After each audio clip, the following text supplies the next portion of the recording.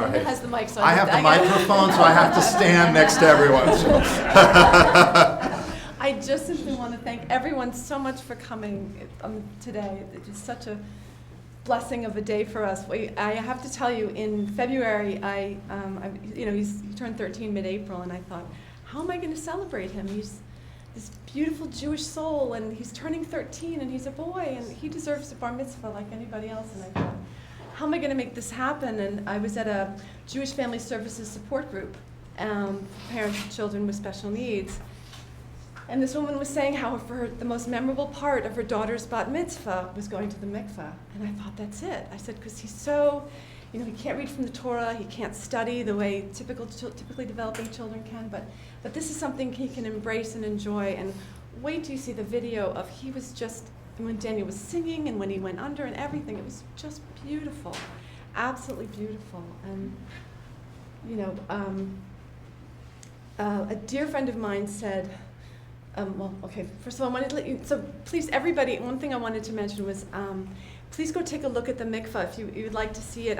We have a little bit of water here directly from the mikveh, and they're both back there. And Mayim Chaim, I just want you to know, says no food or drink back there, so I just wanted everybody to know no food or drink back there. But please go take a look at it. It's a beautiful, beautiful space. And it was a beautiful way to celebrate Zachary. And what else did I want to say? I want to say something about your friend. You said something about a friend said to you. Oh, yeah.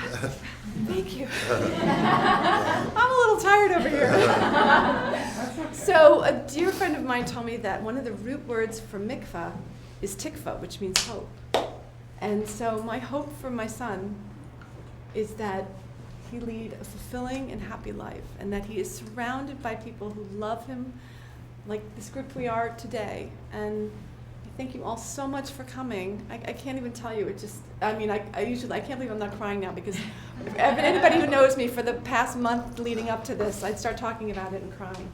But I'm not. I'm good. I'm okay. You're too nervous to be crying. I'm too nervous. No, it's okay. Thank you all so much for coming. Thank you all so much for coming and being a part of this. We really appreciate it. And my wish for Zachary is that he lead a long and happy life and be surrounded by people who love him like he is today. So thank you all.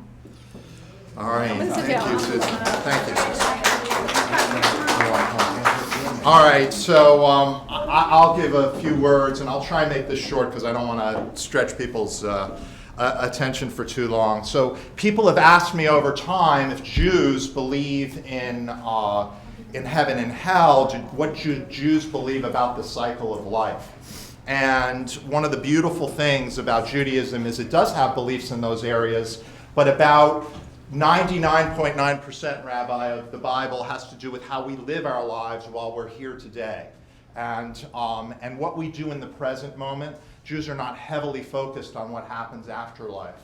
But what I wanted to do was talk a little bit about Zachary's neshama, Zachary's soul. A little bit about Zachary's soul. So, in the Torah it talks about how God blew into the nostrils of Adam, literally of the earth. He took the earth and he blew into the nostrils of Adam the neshama, the soul of Adam. Okay? And he created a human being. He didn't do that with any other part of his creation. He specifically blew the soul into human beings. And as you go through the Torah, when you reach a book called Ecclesiastes, at the very end it says, and so the body returns to the place from which it came, to the dust from which it came, and the soul returns back to its source.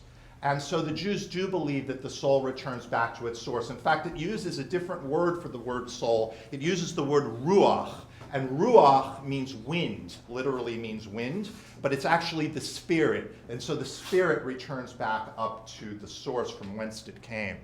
Now, what's also interesting is that when God created everything, he separated the waters from below and the waters from above. And he called the waters above Hashamayim. And if you notice in the word Hashamayim is maim, which is water. And the waters above, which nobody knows what they are, they're the heavens. And I think that all of us in this room had God blow our souls into us.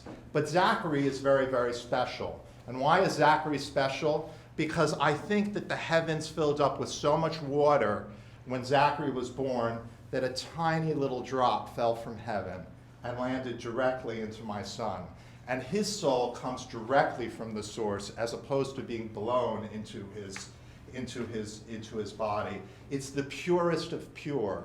And I often tell people when people ask me, well, so what's Zachary like?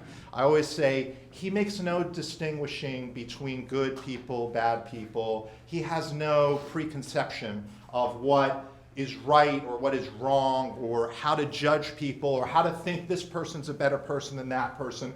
How many of us in this room can actually say that honestly about ourselves?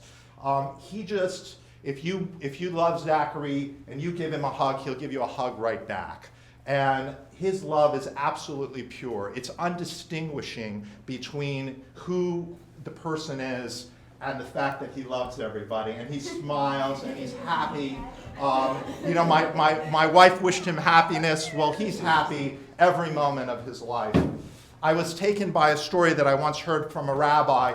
The rabbi would always say hello and greet everybody, but whenever the rabbi came upon a disabled child, the rabbi would bow and prostrate himself to the disabled child. And the question was asked of the rabbi, why do you do that?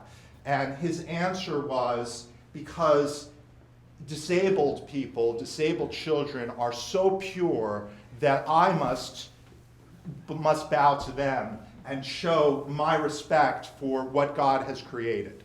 And so with that thought, I'm going to leave you with that thought. I want to leave you with how special Zachary is to us and how special he is in our lives.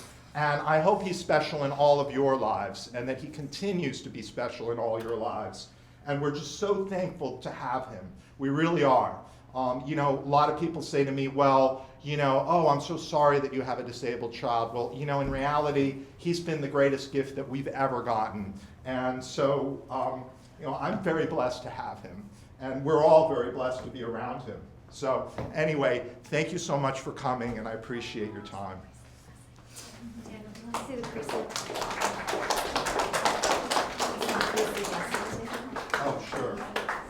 Stand up. So we'll say the priestly blessing over Zachary. Hey, come on, one more time. Yivorechecha. Do you want me to say it? Yivorechecha Adonai ve'yishmerecha, Ye'er Adonai panav alecha v'chunecha, Yisa Adonai panav alecha, ve'yasim lecha. Shalom. Amen. Amen. Amen. He's coming out to greet his guests now.